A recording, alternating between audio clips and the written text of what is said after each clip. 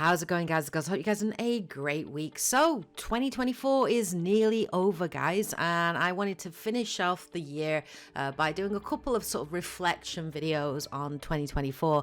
This video is actually inspired by Mortismal, who did this type of video, and I really loved it, and I wanted to kind of give my own spin on it. So these are some of my favorite gaming moments from 2024.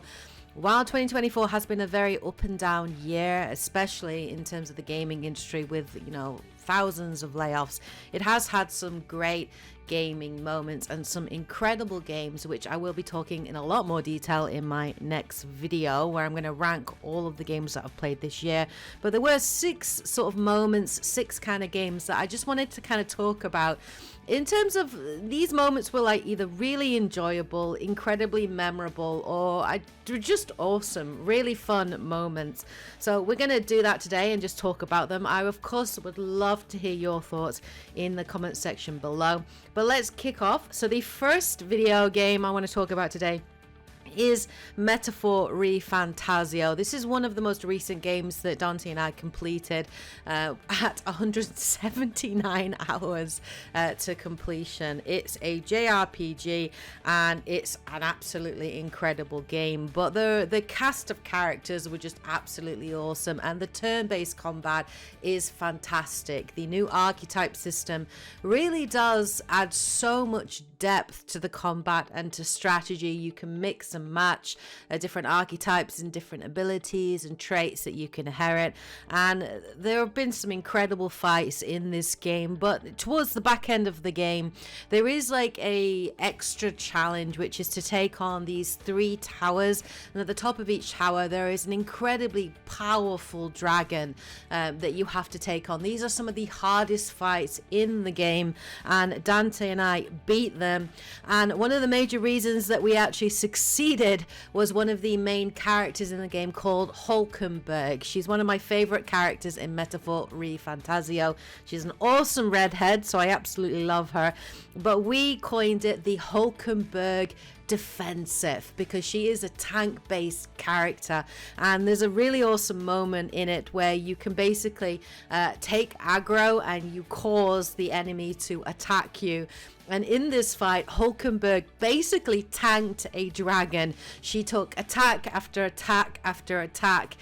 Some incredible moments of just sort of resisting attacks and holding up that shield of hers. And there were some awesome moments where she repelled some attacks as well. But it was, that kind of like turn-based combat where like the enemy's attacking and you're just holding your breath, hoping and praying to survive so you can have another a round of attacks against the enemy. And we would not have beaten this dragon if it were not for the Hulkenberg defensive. She was definitely the MVP of this game, and one of my favorite characters. Absolutely love her, and just heaps of fun. The Hulkenberg defensive, guys, it's awesome. For all the innocent lives you played for pawns, I shall make you pay! The second really fun gaming moment for me this year was actually earlier on in the year. It's a game called Prince of Persia: The Lost Crown, which is from Ubisoft Montpellier. For me, this was really a sleeper hit. Like, I really wish that this game would have gotten a lot more recognition. It's an incredible 2D action side-scrolling platforming roguelite kind of game, and it's just epic. It's awesome, from the really wicked platforming and puzzle solving to the really fluid combat.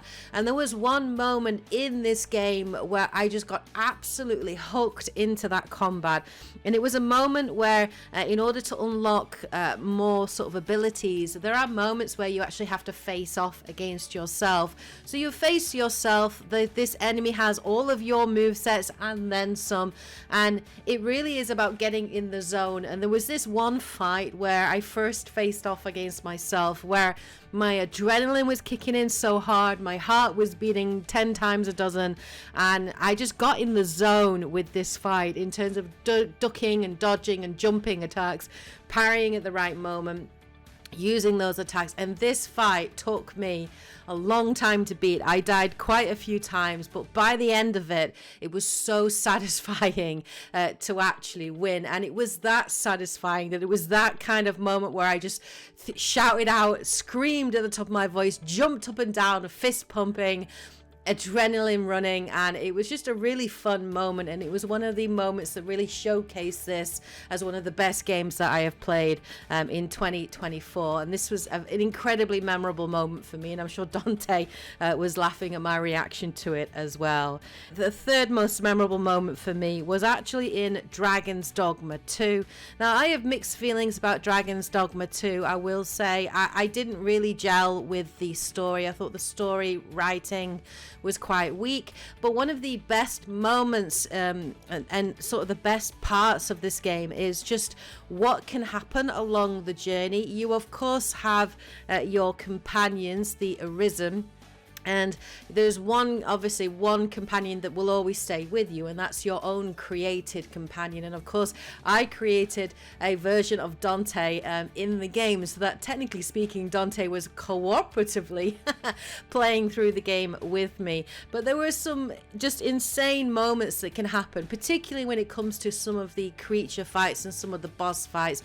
This game sometimes feels a little Monster Hunter-esque in its style and design, and there was one fight in particular that was just absolutely hilarious, which was our very first fight against a dragon. Dante's character was a warrior, very up close in your face, and they were just I was playing an archer, I think, a ranged attacker, and so I'm attacking this dragon from a distance, and Dante's getting up, you know, in the grill of this dragon, and there's just some really awesome moments where Dante's just clambering on top of this dragon and just wailing on it.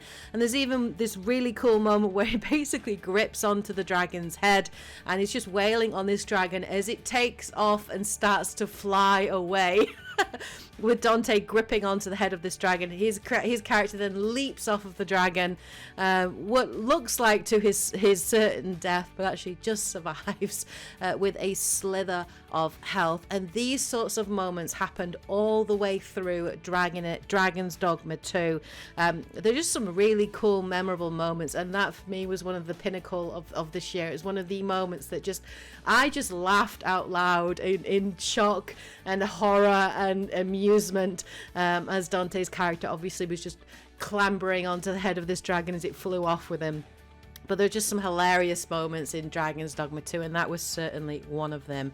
The fourth most memorable or favorite gaming moment of 2024 was actually in Dragon Age The Veilguard. Now, I have mixed feelings about this game, and I am going to do a review of it, I promise, but I think it's going to be one of the hardest reviews I'm going to have to write, because they just have so many thoughts and there's just so much emotion behind it, so I want to make sure I do it justice. But I do want to talk about one of the moments in the game that I just absolutely love, and part of that is the combat. I was obviously playing as a warrior class, a Grey Warden, and I had spec'd into my warrior as a Grey Warden to be a sort of fire-based character, but also had the ability to block unblockable attacks, which meant if anybody came at me, I could basically block everything, which was pretty awesome. There are some really wicked fights in the game, including some incredible dragon fights, which were the highlight for me in Dragon Age Inquisition as well. So I was very happy to see them return in Dragon Age Veilguard. But I've got to admit, the first time that I shield parried a charging dragon was just epic. Just boom, right on its head, you know, basically blocked it as it was charging. It was like a scene out of Monster Hunter. It was just so epic, and I felt so incredible in that moment, and it really is a highlight for me in Dragon Age The Veilguard in terms of its combat. I really enjoyed that side of it, the buildcraft side of the combat. But yeah, the ability to block and parry a charging dragon, just absolutely awesome. It's like Monster Hunter.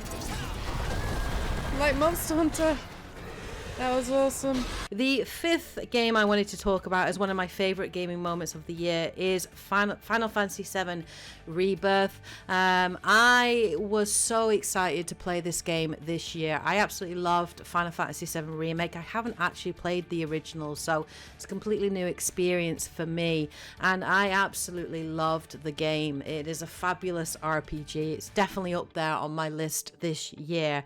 But one of my favorite moments in it was the Golden Saucer section. They're just funny, just really like kind of quirky and a bit out there in terms of the humor, but all the like little mini games that you could play in there, which is really awesome. But one of my favorite moments is when Cloud actually goes on a date with Tifa, which was incredibly cute. You can pick and choose between different characters. So, of course, you can go with Aerith, you can go with the guys, you can go with who you want. But definitely Dante and I think for sure we like Aerith, but I think we are definitely Team Tifa. And I absolutely just loved the scene with Cloud being all like awkward and a little bit broody and a little bit cute while on a date with Tifa.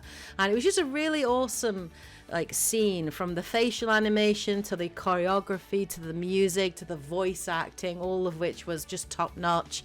And yeah, it was just a really, really cute moment. And it was a moment that kind of reiterated to me why I loved these characters and why I'm incredibly excited for the final game in the trilogy whenever that does come out. But yeah, going on a date with Tifa was awesome. I really loved it. It was one of my favorite moments from this year.